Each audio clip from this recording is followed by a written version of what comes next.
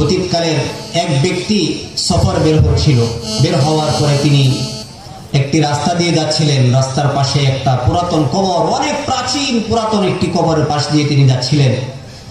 তো কবরের পাশ দিয়ে যখন যাচ্ছিলেন, ওই ব্যক্তির মনে, মুসাফিরের মনে একটু ইচ্ছা জাগলো, দেখি তো, যেহেতু দীর্ঘদিনের একটা কবর, অনেক প্রাচীন একটা কবর, কবরের মধ্যে কিছু দেখা যায় কিনা, হাড্ডি গুড্ডি কিছু দেখা যায় কিনা।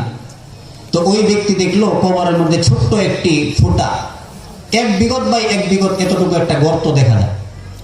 ওই ব্যক্তি অনেক কৌতূহল নিয়ে এই গর্তটা দিয়ে চেয়ে দেখলো যে ভিতরে কোনো হাড্ডি গুড্ডি বা কিছু দেখা যায় কিনা, যেহেতু অনেক প্রাচীন একটা কবর। যখন ওই ব্যক্তি ওই দিক দিয়ে দৃষ্টি দেওয়ার পরে দেখে যে ভিতরে একজন লোক দাঁড়িয়ে দাঁড়িয়ে নামাজ পড়তেছে। সুবহানাল্লাহ। এখন এই ব্যক্তির মনে কৌতূহল হলো, ইচ্ছা জাগলো, আরে ব্যাপার কি, ছোট্ট একটা গর্ত, এই গর্ত দিয়ে এই লোকটা এখানে ভিতরে ঢুকলোই কিভাবে, আর তাছাড়া এখানে নামাজই পড়ে কিভাবে, নামাজ পড়ার কি দুনিয়াতে আর কোনো জায়গা নাই, এখানে নামাজ পড়ার কারণটা কি? এই প্রশ্ন তাকে জিজ্ঞাসা করবে, সেজন্য সে অপেক্ষা করতেছে। কারণ যেহেতু লোকটা নামাজ পড়তেছে, নামাজ শেষ না হলে তো আর তাকে জিজ্ঞাসা করা যাবে না। অবশেষে ওই লোকের যখন নামাজ শেষ হলো, নামাজ শেষ হওয়ার পরে জিজ্ঞাসা করলো যে ভাই, আপনি এটার ভিতরে ঢুকলেন কিভাবে? ওই ভিতরের ব্যক্তি, কবরস্থ যে ব্যক্তি, সে বলতেছে যে দুনিয়ার মানুষ যেভাবে ঢুকে আমিও সেভাবেই ঢুকেছি। ওই পথিক মুসাফির ব্যক্তি বলতেছে, মানে বুঝলাম না, দুনিয়ার মানুষ যেভাবে ঢুকে আপনিও সেভাবে ঢুকেছেন, এটার আবার মানেটা কি? অর্থাৎ কিভাবে আপনি ঢুকলেন? তো ওই কবরের সেই ব্যক্তি বলতেছে যে ভাই, আমি সেভাবেই ঢুকেছি যেভাবে দুনিয়ার মানুষ কবরে ঢুকে। অর্থাৎ মানুষ মারা যাওয়ার পরে তাকে খাটিয়াতে করে রেখে এরপরে যখন কবরের কাছে এনে তাকে কবরে শোয়া যখন মাটি দিয়ে দেয়, আমিও ঠিক তদ্রূপ ভাবে আমিও মৃত্যুবরণ করার পরে আমাকে খাটিয়া করে নিয়ে এসে কবরে রেখে আমার উপরে মাটি দিয়ে দিয়েছে। এইবার এই ব্যক্তি জিজ্ঞাসা করতেছে যে ভাই, তার মানে কি আপনি জীবিত না আপনি মৃত? ওই লোক বলতেছে, হ্যাঁ আমি মৃত। এখন প্রশ্ন করতেছে, আপনি মৃত আবার এখানে নামাজ পড়তেছেন কিভাবে? তো ওই ব্যক্তি বলতেছে যে আমি 400 বছর যাবত এখানে কি করতেছি, নামাজ পড়তেছি। সুবহানাল্লাহ। কিভাবে নামাজ পড়তেছেন? বলতেছে আমি নামাজ পড়তেছি এইভাবে, আমি যখন জীবিত ছিলাম আমার জীবদ্দশায় নামাজ আমার কাছে খুব প্রিয় ছিল। নামাজ আমার খুব স্বাদের এবং প্রিয় বস্তু ছিল, অত্যন্ত মূল্যবান একটা বস্তু ছিল। আমি এক নামাজ শেষ করার পরেই আরেক নামাজের অপেক্ষায় বসে থাকতাম, আর একটা নামাজ শেষ হওয়ার পরেই আরেকটা নামাজের অপেক্ষায় বসে থাকতে থাকতেই আমার আরেকটা নামাজ চলে আসতো। শুধু তাই নয়, যখনই কোনো ফাঁক পাইতাম নফল নামাজে দাঁড়ায় যেতাম। দুনিয়াতে চলি, তাই চলার জন্য তো কিছু একটা কর্ম করতেই হতো, যেহেতু পরিবার আছে তাদের জন্য উপার্জনের কোনো একটা পন্থা তো অবলম্বন করতাম। তারপরেও নামাজ আমার কাছে এত স্বাদ এবং এত প্রিয় এবং মজার বস্তু ছিল, যখনই আমি সময় পাইতাম সাথে সাথেই নামাজের জন্য দাঁড়িয়ে যেতাম এবং এক নামাজ শেষ হওয়ার পরে সামনের নামাজের কথা চিন্তা করতে করতে সামনের নামাজ আইসা যায়। তো তখন আমি আল্লাহ রাব্বুল আলামিনের কাছে দোয়া করেছিলাম, ওগো আমার প্রভু, তোমার হাবিব তো ঘোষণা করেছেন যদি কোনো মুমিন বান্দা তাকে কবরস্থ করা হয়, তখন তোমার পক্ষ থেকে ঘোষণা করা হয় ফাফরিশু লাহু মিনাল জান্নাতি ওয়াফতাহু লাহু বাবান মিনাল জান্নাতি ওয়া আলবিসুহু মিনাল জান্নাহ। যদি কোনো মুমিন বান্দাকে কবরে রাখা হয়, তার জন্য কবরে জান্নাতের বিছানা বিছিয়ে দেওয়া হয়, তাকে জান্নাতের পোশাক পরিধান করা হয় এবং তার জন্য জান্নাত থেকে একটি খিড়কি জানালা খুলে দেওয়া হয়, যেখান থেকে ধীরে ধীরে হাওয়া সেখান থেকে আসতে থাকে। এরপরে তাকে ঘোষণা করা হয় নাম কানাওমাতিল আরুস, হে আমার মুমিন বান্দা, তুমি যাবতীয় প্রশ্নের উত্তর সঠিক দেওয়ার কারণে তুমি এখন ঘুমাও।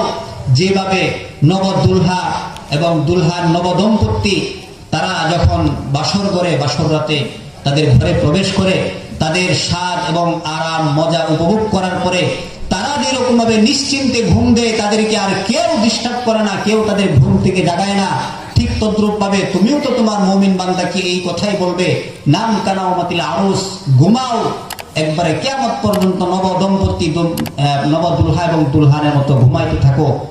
তো আমি এত লম্বা সময় ঘুমিয়ে তো কোনো তৃপ্তি পাবো না। ওগো মালিক আল্লাহ, তুমি যদি আমাকে একটু সুযোগ করে দাও, আমাকে যদি সেই কবরে ঘুমের পরিবর্তে নামাজ পড়ার একটু সুযোগ করে দাও, আমি আমার এই সময়টাকে নামাজের মধ্যে ব্যয় করতে চাই। আল্লাহ রাব্বুল আলামিন আমার এই দোয়াটুকুন কবুল করেছেন, যার কারণে আল্লাহ তাআলা আমাকে এই সুযোগ করে দিয়েছেন এবং আমি এখানে এই কবরের ভিতরে নামাজ পড়তেছি। ওই ব্যক্তি জিজ্ঞাসা করতেছে, আপনি কতদিন যাবত এভাবে নামাজ পড়তেছেন? তখন ওই কবরের ব্যক্তি বলতেছে, আমি 400 বছর যাবত এভাবে নামাজ পড়তেছি। সুবহানাল্লাহ। মুসলমান ভাইরা আমার, ওই ব্যক্তির 400 বছর ধরে নামাজ পড়ার কথা শুনে ওই আগন্তুক মুসাফির ব্যক্তি সুবহানাল্লাহ আশ্চর্যের ধ্বনি বলে উঠল। যেভাবে আপনারা এই কথাটা শুনে সুবহানাল্লাহ আশ্চর্যের ধ্বনি বলে উঠলেন, সুবহানাল্লাহ বলার পরে কবরের ওই ব্যক্তিটি বলল, ওগো ভাই, আমি 400 বছর ধরে যে নামাজ পড়তেছি, তুমি আমার 400 বছর নিয়ে নাও আর তোমার একবার সুবহানাল্লাহর সওয়াবটা আমাকে দিয়ে দাও। এবার ওই ব্যক্তি বলতেছে, আশ্চর্য ব্যাপার, আপনি 400 বছর যাবত নামাজ পড়তেছেন আর আমি মাত্র একবার সুবহানাল্লাহ বললাম। এই 400 বছরের নামাজ আর একবার সুবহানাল্লাহ, এই দুইটার মধ্যে একটা আরেকটার বিনিময় কিভাবে হতে পারে? একটার সাথে আরেকটার তুলনা কিভাবে হতে পারে? 400 কোথায় 400 বছরের নামাজ আর কোথায় একবার সুবহানাল্লাহ? দুইটার মধ্যে ইকুইভ্যালেন্ট কিভাবে সম্ভব, সমতা কিভাবে সম্ভব? এই প্রশ্ন করার পরে কবরের ভিতরকার ব্যক্তি যে উত্তরটা দিয়েছিল, সেটা আমি আপনাদেরকে আমাদের সমাজের একটা উদাহরণের মাধ্যমে উত্তরটা আমি আপনাদেরকে জানাইতে চাই। সেটা হলো, আমরা জানি আমাদের সেন্টার পরীক্ষা হয়। এই যে এখন এসএসসি পরীক্ষা চলতেছে, জানেন আপনারা? এসএসসি পরীক্ষা হচ্ছে এবং সামনে এইচএসসি পরীক্ষার তারিখ ঘোষিত হয়েছে।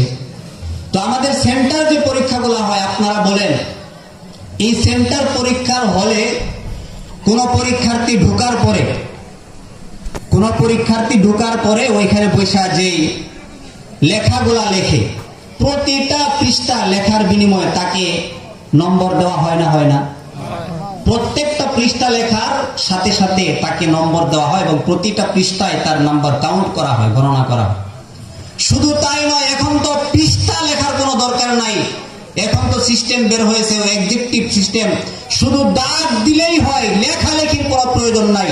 সঠিক উত্তরের পাশে যদি সঠিক একটু টিক চিহ্ন দিতে পারে, উত্তর যদি সঠিক হয়ে যায়, সাথে সাথে তার খাতার মধ্যে নাম্বার গণনা শুরু হয়ে যায়। কি বলেন, ঠিক না বেঠিক? ঠিক এই পরীক্ষার্থীটাই যখন পরীক্ষার হল থেকে বের হয়ে যায়, আপনারা বলেন, পরীক্ষার 3 ঘন্টা সময় পার হওয়ার পরে যদি পরীক্ষার হল থেকে বের হয়ে যায়, সে দাগ তো দূরের কথা, যদি কোটি কোটি পৃষ্ঠা লেখে, তাহলে কি তাকে কোনো নাম্বার দেওয়া হবে? কোনো নাম্বার হবে? আপনারা আমার কথা বুঝতেছেন? পিছনের বাইরে মনে হয় বুঝতেছেন। পরীক্ষার হল থেকে কোনো পরীক্ষার্থী বের হওয়ার পরে যদি 100 পৃষ্ঠা লেখে, 1 কোটি পৃষ্ঠা লেখে, তাহলে কি তাকে কোনো নাম্বার দেওয়া হবে? জুড়ে বলেন, নাম্বার দেওয়া হবে না। কেন দেওয়া হবে না? কারণ সে যখন পরীক্ষার হলে ছিল, পরীক্ষার হলে থাকা অবস্থায় তার একটা দাগেরও কি আছে? মূল্য আছে। পরীক্ষার হল থেকে বের হয়ে গেলে টিক চিহ্ন তো দূরের কথা, লক্ষ লক্ষ পৃষ্ঠা লিখলেও সেখানে কি নাই? কোনো দাম নাই, কোনো মূল্য নাই, কোনো নাম্বার নাই। ঠিক তদ্রূপ ভাবে আল্লাহ রাব্বুল আলামিন আমাদের এই দুনিয়াটাকে বানিয়েছেন একটা পরীক্ষার হল।